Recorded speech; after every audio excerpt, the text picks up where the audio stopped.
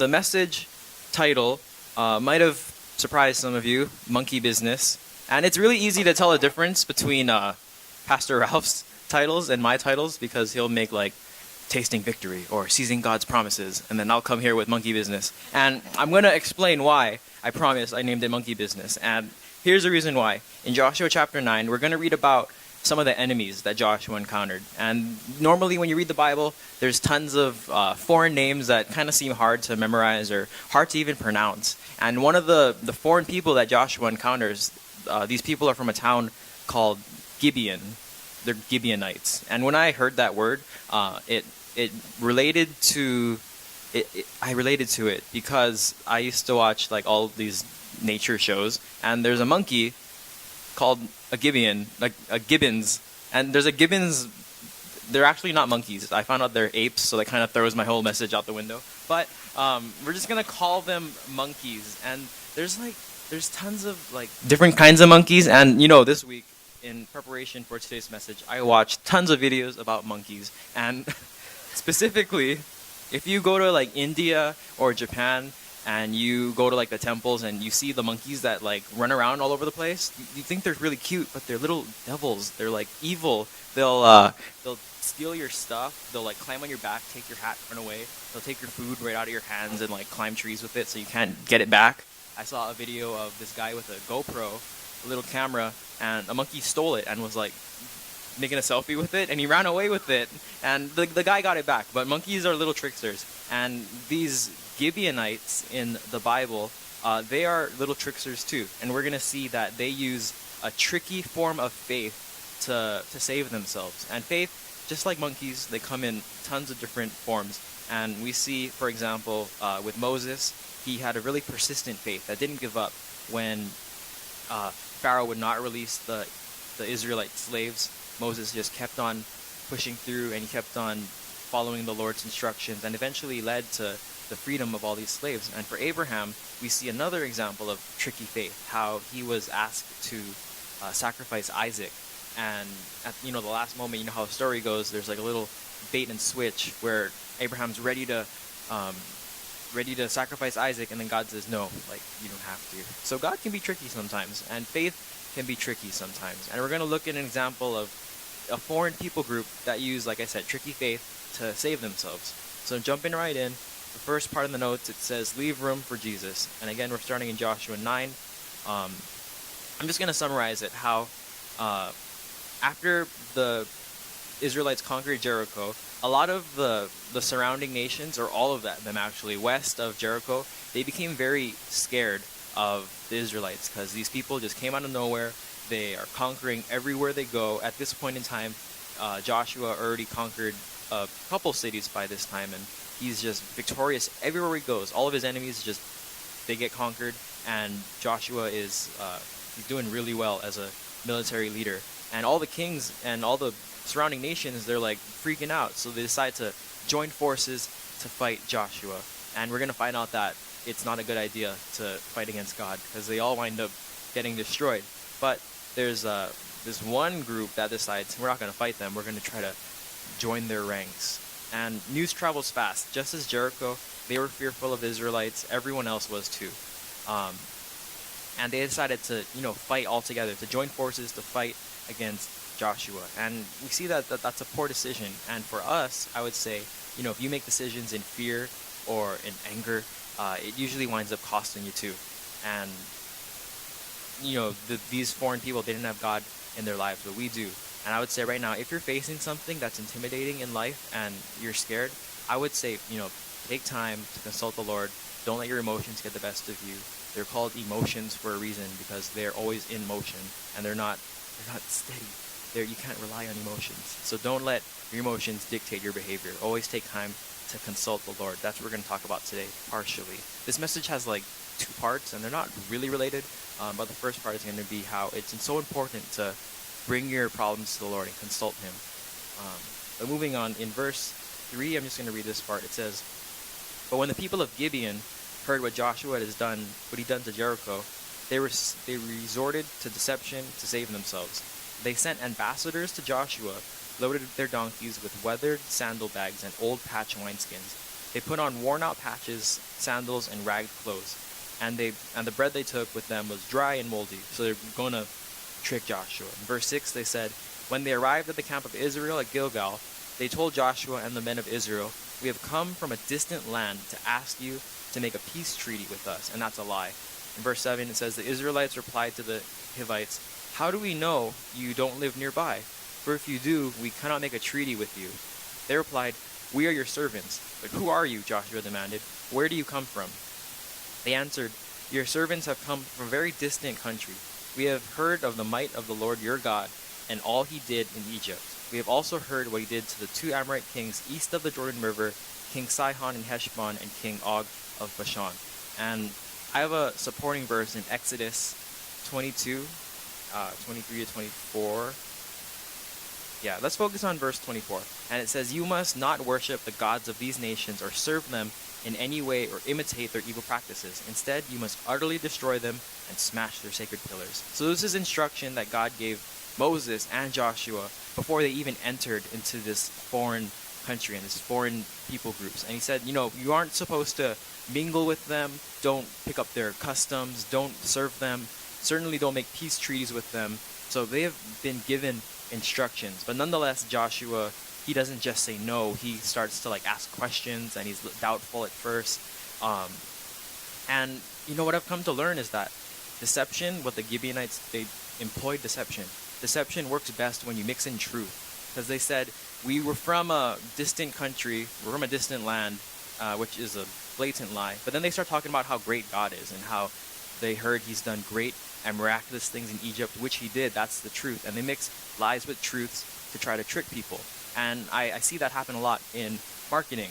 I took a couple of marketing courses, and for example, when you look at the old cigarette ads, of cowboys, and I was looking at all these old cigarette ads, and you see people smoking, and they're Marlboro, and they're all cowboys, and they're having a great time.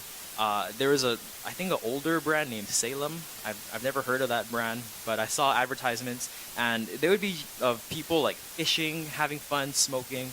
There's one of this model lying in a field of flowers. She was smoking, and she's having a great time. And it makes you think maybe if I smoke, on a subconscious level, you think maybe if I smoke, I can be a cool model lying in a field of flowers, or I can be as cool as a cowboy. And it gets to you on a, like I said, subconscious level. And I love eating at McDonald's, and I think if you want to be a pastor in this church, you have to love McDonald's. And I see the commercials at McDonald's of all these happy people, and they're just eating McDonald's and enjoying a great time. But none of the people in the commercials eat at McDonald's because they look so happy and healthy. And that's why I won't be in the commercials, but it's a way of deceiving people. They look like they're having a good time, but they're not customers of McDonald's. And the Gibeonites, like I said, they're employing this tactic of deception, mixing in truths with lies. So if you want to lie to people, throw a truth in there. I'm not saying lie to people, but it works well if you do that. You can talk to all the people that made lots of money doing that. But in verse 11, we're going to continue on with this lie. It says, so our elders and all the people instructed us, take supplies for a long journey, go meet with the people of Israel and tell them, we are your servants, please make a treaty with us. This bread was hot from the ovens when we left our homes, but now as you see, it's dry and moldy. These wineskins were new when we filled them, but now they are old and split open, and all our clothing and sandals are worn out from our very long journey. So they brought all this old stuff with them to try to convince Joshua that, hey, we traveled from a long way. We're really, what we said is true. We're the real deal. You don't have to kill us all. Make a treaty with us. And then in verse 14, and if you have your Bibles with you, this is the most important verse in the whole chapter. It says, so the Israelites examined their food, but they did not consult the Lord. And when I was reading this chapter and you come across that phrase, but they did not consult the Lord, that's what the whole chapter is about. How Joshua, he didn't consult the Lord in this matter, and it wound up costing him. And what I'm saying is we need to consult the Lord in our lives too. I'm not saying that you wake up every morning and you ask Jesus, what do I eat for breakfast? Not like super in depth like that. But if you are presented with a decision in life and you need to make a choice, it is always wise to get the opinions of close friends and to get the opinion of God, because a lot of times what God has planned for us is different than what we have planned for ourselves. And I titled this point "Leave Room for Jesus" because that's a really cliche term that people in youth ministry use at youth camps. And here's what I mean. When I was a part of a youth group, and there's like tons of like these hormonal adolescents, and whenever they get a chance to like go to a youth camp over the weekend, all like the little crushes that the kids have for each other, they come to they surface up. And I remember going to like these camps, and they'd be at the beach, and like this boy and this girl would like watch the sunset together, and they'd like eat breakfast together, and just an excuse to get all close and stuff. So I remember there was like the boy and a girl, and they were watching the sunset on a wall, and I just walked up behind them, and they didn't know I was coming, and I just whispered, "Don't forget to leave room for Jesus." And then so like, get away from each other.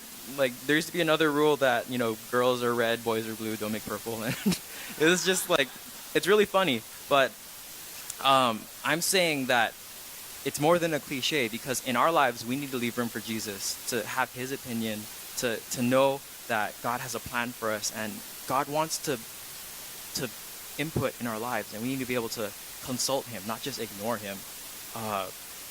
Continuing on in verse actually, never mind. I'm going to say three things. Joshua, he was aware that this might have been a trick. He asked them right off the bat, "Hey, how do we know that you guys are really from a distant country? If you guys are, then we can make a treaty with you. But if you're not, we're going to kill you."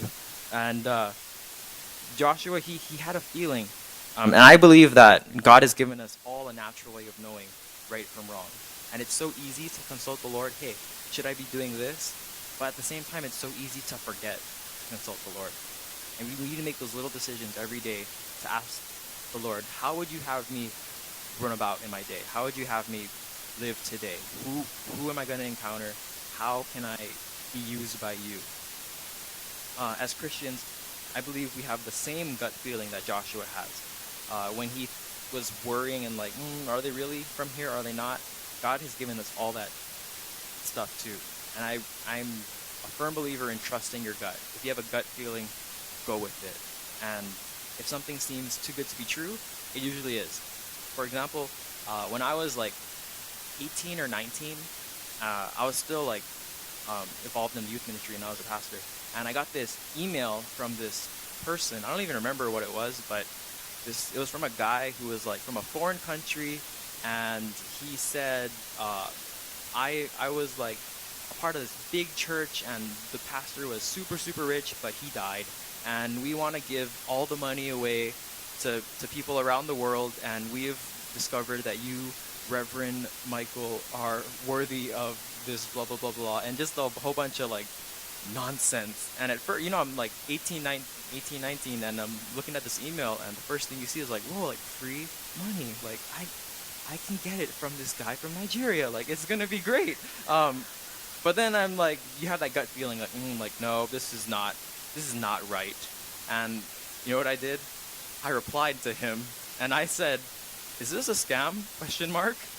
And then he assures me like, "Oh no, this is not blah blah blah," and just like a whole paragraph of stuff like why it's not a scam and how you should just give me all your information and stuff like that. And I replied again. I was like, "Are you sure this isn't a scam? Question mark." And I'd be playing with him, and I knew it was wrong, but I did it anyway. But what I'm getting at is to trust your gut feeling, because who would have known that scammers are getting smart enough to target Christians specifically? And it's pretty creepy, I think. How did they find me? But I have a verse in Psalm 119, 105. It says, "Your word is a lamp for my feet and a light to my path." The Bible makes life easier. You don't have to stumble around making mistakes, because God tells you how to live life through his word. And I think that the more that you're in your word, the faster that consultation happens. And if you're not in your word, sometimes God puts you on hold until you read what you got to read and learn what you got to learn.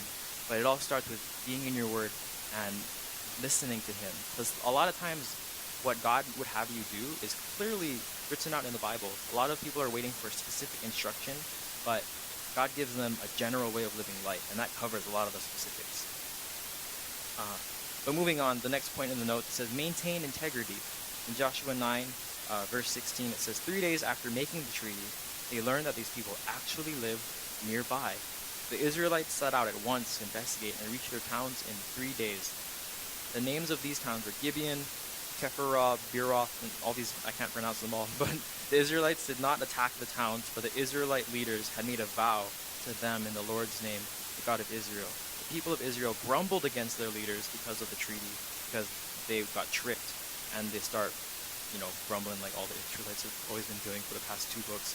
And it says, the leader said, "Since we have sworn an oath in the presence of the Lord, the God of Israel, we cannot touch them.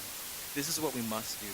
We must let them live, for divine anger would come upon us if we broke our oath." So Joshua made a promise to make a treaty with them and to not attack them. And even though he was tricked, Joshua honors his promise. And I think we can learn from that too, that God wants us to honor our promises. And we don't keep promises for the benefit of other people. Like if you made a promise to give someone like $10 and then you don't, God's not angry at you because you didn't give the person $10. He's angry at you because you broke a promise, and that says more about you than it says about them. And the thing about God is that keeping promises is an aspect of his character, and God is consistent. What kind of God would break promises? If Noah built the ark and he's trying to survive for the 40 days and 40 nights in the rain and the flood, and halfway through God was like, I said that you guys would survive this, and I promised that you'd be able to restart civilization, but on second thought, the human race is kind of messed up, so I'm just going to turn your boat over and start anew on Mars. God could have done that. He could have broke his promise, but he didn't, because God is consistent. And if God says he's going to do something, he will do it. And if he says he's going to protect you, he will protect you. This week at Mini Church, I was asked by one of the girls, what is the most important thing in a Christian walk? Like, what is the most important aspect of the Christian life? And instantly I said, consistency. Consistency is so important. Whether it's consistently, are you a good person? Are you consistently a bad person? Don't flip-flop. Stay on the right path and don't get off of it. Consistency is so important in your Bible reading, in your relationship with other people. Are you someone that people can rely on, or are you a flaky person? Being there and being trustworthy is so important as a Christian, because that is an aspect of God's character. God is consistent. God is reliable. And we need to be like that too. So Joshua, he used this opportunity. He got tricked, but he used that not to assign blame to other people, but he used it to show that I'm a good example of what it is to represent Jesus Christ. The Gibeonites, they lied, and they're wrong, but Joshua was also wrong by not consulting the Lord, but he redeemed himself, by honoring his promise. And what I want to ask is that when you're presented with an opportunity to do what's easy versus to do what's right, are you going to take the right path or just go with the easy route? And I've had an opportunity to take the easy way, and I think I did do it partially. A few years ago, I worked with Steve Woody, and I helped out with construction and demolition and stuff. And I remember one day we were doing demolition. It was the first time I've ever done it, and it was great for a teenager, because you just go into a room and break things. It's like every angsty teenager's dream. Go into this room and destroy everything. We need to throw it all away. So I was having a great time, jumping on shelves and kicking off phones off the wall, and it was just a good time. And I remember at the end of it, we were about to go, and we were instructed that, hey, this is all garbage, so make sure you just get rid of it. And I was working with this guy. His name is Mike as well, and he was saying that, hey, see over there behind the house or something, there's all this copper wire. And this was at a point in time where people were always stealing copper wires from freeways, which is super dangerous. And he noticed a giant coil of copper wire, and he's like, we were told that this is all trash and we should throw it away, and it is trash, so let's come back at the end of the day and take this copper wire, and we can sell it for a lot of money. And instantly you have that gut feeling money, but like, oh, that's not right. I shouldn't do that. And I was like, are you sure we can do that? I don't think that's like allowed. I don't think that we're breaking the rules, mister. And this guy is like, nah, it's fine. It's all trash, and we'll just come back later. And I'm not. I didn't convince him otherwise because he's the one that drove me. So we go and finish the day, and then we come back and take the wires, and we go downtown, or we go into like Dillingham, and we sell them, and we each walk off with a pretty hefty sum of money. And after I got the money, I was like, I'm gonna tell Steve, because it would be bad not to. So I go and tell him like, hey, I know it's all trash what you told us to throw away, but hey, I got this money, and period. Like, I got this money, open-ended. Like, what do you want me to do with it? And he said, you can either keep the money or you can keep your job. So I was like, I'll keep my job, because you can make more money working than from a one-time thing. And I returned the money, and I don't know if the other guy did, but when you're presented with the opportunity to do what's easy or to do what's right, what do? And you may pick the easy route, but in the end, it winds up costing you more than doing what's right. And what's right is hard sometimes, but it winds up making a better life for you in the future. Integrity, it's so important. Moving on, the last point in the notes, it says, looking out for number one. Looking out for number one. In Joshua 9:22. It says, Joshua called together the Gibeonites and said, why did you lie to us? Why did you say that you live in a distant land when you live right here among us? May you be cursed. From now on, you will always be servants who cut wood and carry water for the house of my God. They replied, we did it because we, your servants, were clearly told that the Lord your God commanded his servant Moses to give you this entire land and destroy all the people living in it. So we greatly feared for our lives because of you. This is why we have done this. Now we are at your mercy. Do to us whatever you think is right. And for the Gibeonites, despite them being deceptive and like filthy liars, they had the right idea, because it was either serve the Lord or die. And they've decided, hey, I'm going to try to get on Joshua's good side, try to get on this team. And when Joshua says, look, I'm going to curse you, and you guys are just going to be water boys for the country of Israel, they don't complain. Like, they accept it, and they're happy to be alive and to serve the Lord. In Psalm 84:10, it says, a single day in your courts is better than 1,000 anywhere else. I would rather be a gatekeeper in the house of my God than live the good life in the homes of the wicked. So, these Gibeonites, they recognize this. Like, they understand this verse, that it's good to serve the Lord because the alternatives are junk. If you decide to be a janitor in heaven, it's always going to be better than being like a king in hell. And that's what they decided. I'm going to serve the Lord, and I don't really understand the Lord too much, but I'm going to go for it anyways. Just like Rahab did when I talked about her last month. Hers was risky business. This is monkey business because the Gibeons are like the Gibeon monkeys. But they recognized that it's an honor to serve the Lord. And they were willing to accept the consequences. They said, now we are at your mercy. Do to us whatever you think is right. So Joshua could have just killed them right there because you tricked me, dead. But Joshua decides to keep them safe. In verse 26, he says, so Joshua did not allow the people of Israel to kill them, but that day he made the Gibeonites the woodcutters and water carriers for the community of Israel and for the altar of the Lord, wherever the Lord would choose to build it. And that is what they do to this day. Like I said, the Gibeonites, they're selfish. They looked out for themselves at all cost.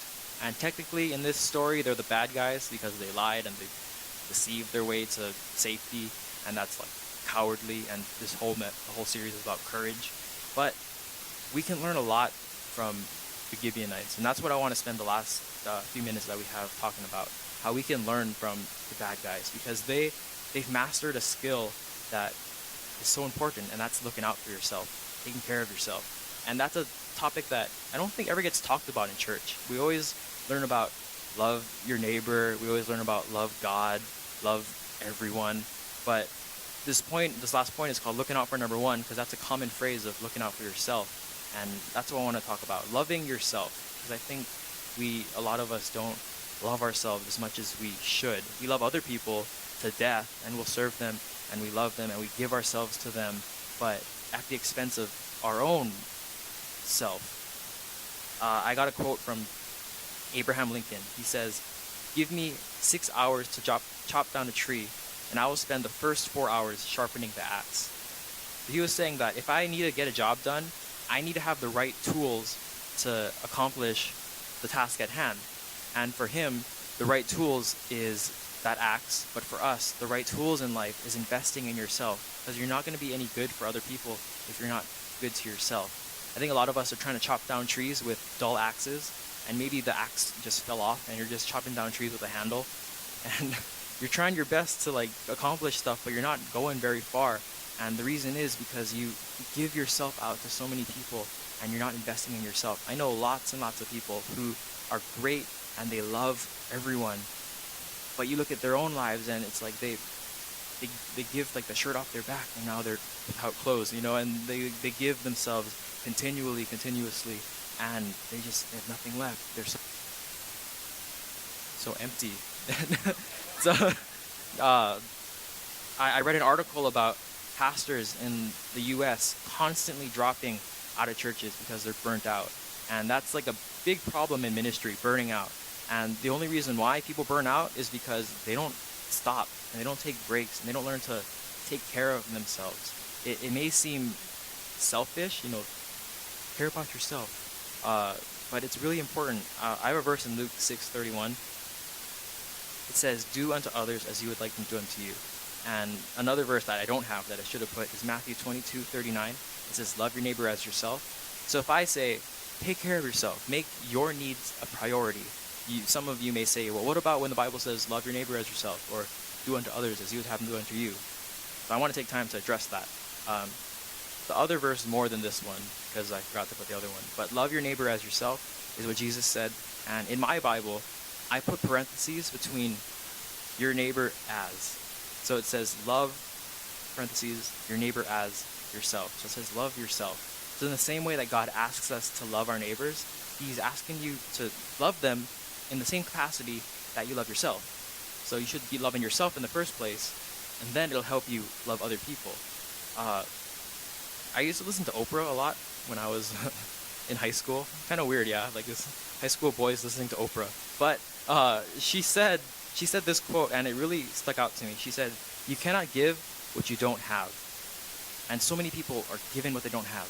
Keep yourself full, she says, and be full of yourself. Oprah said that she used to think it was an insult when people said, "You're so full of yourself." But now she thinks it's a compliment because, yeah, I am full of myself. And I can give to other people because I have something to give, because I have invested in myself. I know at this point, it doesn't sound like a sermon anymore, and it sounds like a motivational speech, but I really think that this topic of loving yourself is so important, and making your needs a priority and addressing the things that you have in life and really investing in yourself. Because I know for me, as a young person, I have so much ahead of me, so much opportunity and chances in life to do great things, but it doesn't start off when you're old, and you don't just suddenly get into great things. It starts when you're younger, and it starts with making good decisions now, and eventually those decisions stack upon each other. And all of us, we can still choose to make the right choices now. Like, not just don't do bad things, but are you doing little good things for yourself? Are you taking care of your health? Because God gave you this body, and He wants you to use it for Him. And if you're like me and you go to McDonald's all the time and you're unhealthy, you're not really using your body that God gave you to its full capacity. Are you constantly learning? You have a mind, and God gave you the ability to learn, and are you using it? I read a statistic, and it said that 58% of high schoolers never read another book after they graduate. And I was like, what? That's crazy. And I think it's true, because I know a lot of high schoolers that have graduated that don't read anymore. And are you reading? Are you staying sharp? Are you learning to love people in the same capacity that Jesus loved them? Are you cultivating your relationships, strengthening those things? God gave us this life, and we should be living it abundantly. And that starts with you. No one on this planet is responsible for your happiness, except your parents, but their job is done. When you're a baby, that's it. But when you grow up, no one's in charge of your happiness, you are. And so much of our efforts are focused in trying to make other people happy and to please other people that we forget to please ourselves. I was at mini church again this week, and one of the boys came up to me. He was the first one to arrive, and I was sitting waiting for them to come, and he comes in, and I'm like, hey, how's it going? And he goes, oh, not so good. I'm a little depressed. And I ask, oh, why? And then he just he sighs, and he doesn't say anything else. And I ask him, is it a girl? And he's like, well, sorta. And I'm like, how is it sort of a girl? It's either a girl or it's not. And he's like, well, it's not, because I'm lonely, and all the girls in my high school are taken, and I don't know if I'm gonna like be forever for the rest of my life, and I just feel so sad being alone. What am I gonna do, Mike? And I'm the most single Pringle in the tube, and and I'm like, well, and when he told me all of these things and he lamented to me, I saw like a picture of myself, because I've asked those same questions too. Like, am I gonna be alone forever? Like, am I just ugly? Like, is that gonna be it? Like, am I done? Am I just gonna buy some cats and call it a day?